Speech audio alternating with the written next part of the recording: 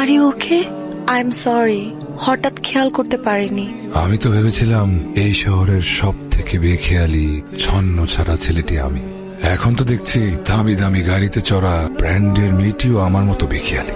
আমার কারণে আপনার প্রিয় গিটারের তারটা ছিঁড়ে যাওয়াতে আপনি ভীষণ হার্ট হয়েছেন, আর এটাই খুব স্বাভাবিক। পৃথিবীর প্রত্যেকটা মানুষই চায় তার প্রিয় জিনিসটাকে খুব যত্ন নিয়ে আগলে রাখতে। I am really sorry. সবাই সরি ডিজার্ভ করেন, আমি খুব সামান্য একজন মানুষ।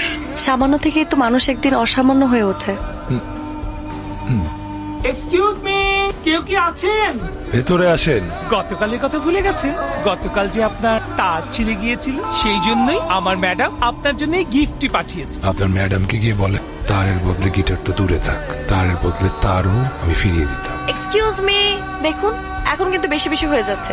আচ্ছা, আমার অপরাধটা কি বলেন তো? আপনি যদি অপরাধী হতেন তাহলে তো আপনাকে আমি খুঁজতাম। তাহলে আমার দেওয়া গিটারটা আপনি ফিরিয়ে দিলেন কেন? কারণ ছোটবেলা বাবা মা আমাকে শিখিয়েছে অপরিচিত কারো কাছ থেকে কোনো কিছু না নিতে।